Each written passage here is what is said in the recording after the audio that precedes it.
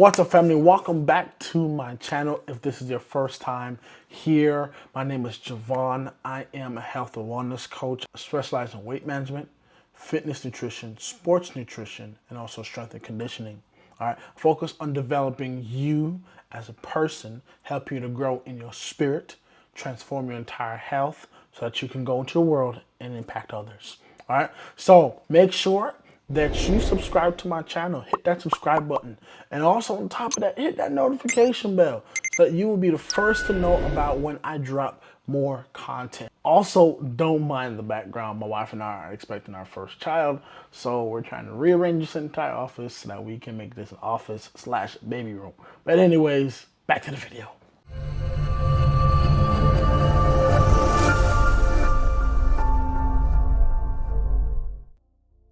All right, what's up, family? Now we're going to talk about your eating patterns, okay? So not only that, I'm telling you what to eat, how to eat, but I want you to identify what is your mindset at. You may be asking, Jay, what are eating patterns? Okay, what are eating patterns? Eating patterns basically help you to identify, like I said before, how and what you eat on a regular basis. How many times do you cook per week? Do you always eat on the go? If you do eat on the go, what do you typically buy on the go? These habits basically affect your lifestyle and your ability to commit to healthy changes. Over the years of me and my wife coaching, what we found out was that a lot of people are comfortable with living the life that they're currently in.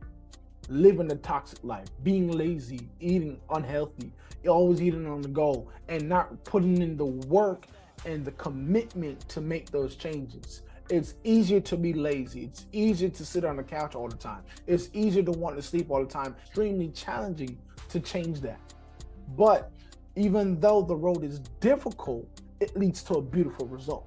It's important that we know our eating style so that we can identify our potential triggers and how to manage them. So for me, a trigger of mine is whenever I'm at the gas station filling up my car. It's a trigger for me to go into the gas station and buy the sticks of donuts with grandma cookies and a ginger ale. Okay? If it's not a ginger ale, I'm buying me a can of Celsius. Okay? So what I do instead is that instead of me going in the gas station to go purchase those things, I pay my gas at the machine instead. That prevents me from going into the gas station. What I also do too as well is I park far from the door.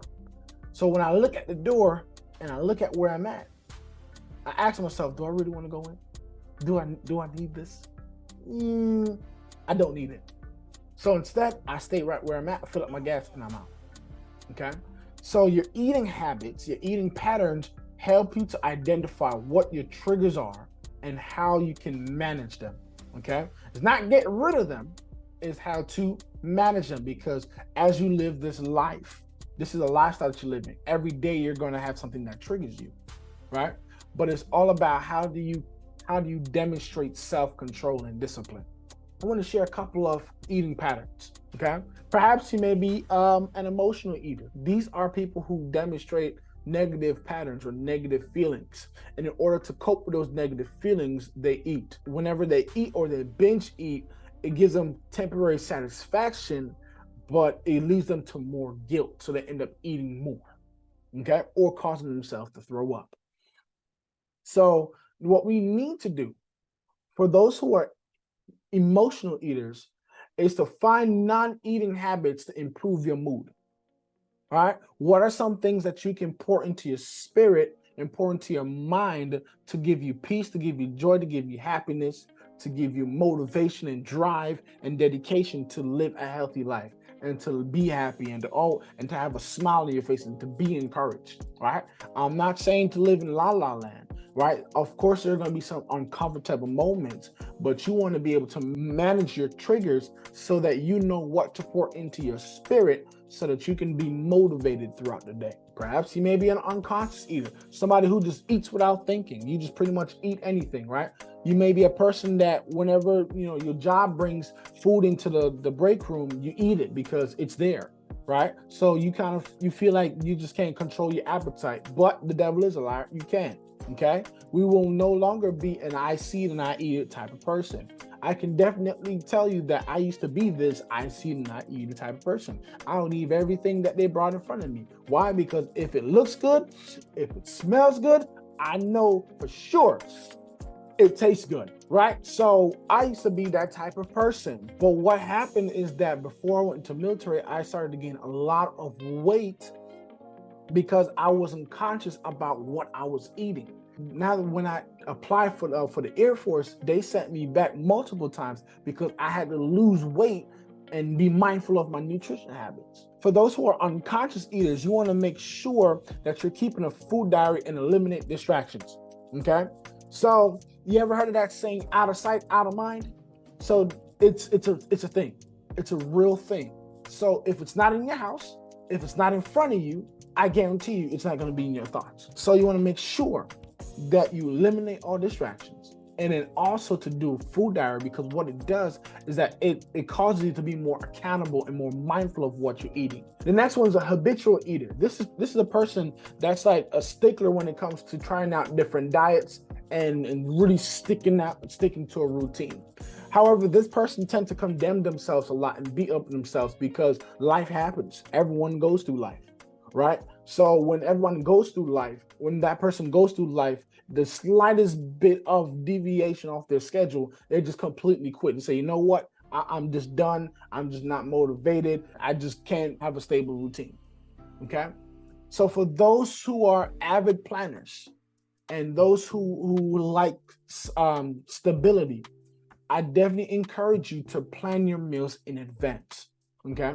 Plan your meals in advance. If it's not an event or if it's not something that's out of the ordinary, plan your meals in advance. Okay? Let's move on. So this person's a critical eater. Oh my goodness. I've had so many clients that used to be this way. Okay? So this is the type of person that thinks they know everything about nutrition. I'm talking about you follow every food diet, you tried everything down the board. Weight Watchers, you tried hydroxycut, you name it, whatever diet plan and whatever diet program, CMOS, whatever they had going on, you tried it because you were trying to lose weight. However, you tend to be a perfectionist. You're either all or nothing. I'm throwing all my eggs in one basket, and if it doesn't work, it just doesn't work. And then something hot and trendy comes around when it comes to losing weight and getting shredded in 3 days and 14 days and 30 days, and you hop on that trend. However, the problem is that you lack inconsistency for a critical eater. All right. However, you need to slow your roll. Real talk. For those who are critical eaters, slow your roll. All right. Avoid fad diets. Do your research. Obviously, you're here. So now you got all the research you need. All right. Ask me. Text in our group. All right. Ask some questions, things that you don't understand. All right. Avoid fad diets. Avoid fasts. Avoid cleanses, etc. Those type of things. Now, when it comes to fast, I'm a man of God. I'm a man of faith. So if it's a spiritual fast, yes, great, do it. I definitely recommend it. But if you're fasting to lose weight, that's a problem, because now it causes you to develop a life of inconsistency and to be strict about the meal choices that you have. All right. However, just focus on long-term results. Focus on just developing the lifestyle, because once you develop the lifestyle, you can incorporate fast. All right, you know how to manage your routine. You know how to manage your lifestyle. You know how to manage whatever type of nutritional lifestyle you want to live during a different period of your life. Moving on, a sensational eater. Oh, I can relate with this one, man. I'm telling you, to be honest, I think that I am in this season here, okay, of a sensational eater. But what really has helped me along the journey was practicing what I preach. Okay. This person enjoys new foods. I'm talking about this person know every single restaurant in the local community. They can tell you about the menu. They can tell you about what type of seasons in it, whether or not it's on their palates. It's so sensational. Even my mouth watering just thinking about it, right? But anyways, these are people that like to go to different restaurants and try out different foods. Okay. However, it's important, I can't stress this enough, for people who are sensational eaters, is that you keep a food diary and be cautious about portion sizes, especially when you go out to eat.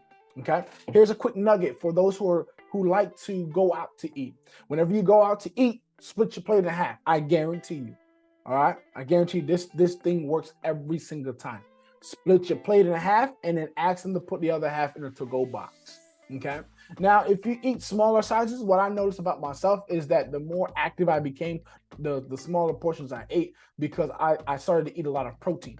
So for those individuals that go out, that eat takeout a lot, split your plate in half. It'll definitely help you to really hold yourself accountable. Now, last one is the energy eater. This person is like aware of all their emotions. I guarantee you, this person is very vocal about how they feel, and they understand what their body, they know their body well, okay? However, this person occasionally overeats due to not believing that he or she has eaten enough. So let's say that you eat a very, very good portion, and you may feel that you haven't eaten enough. So you have to eat some more in order to feel stuffed.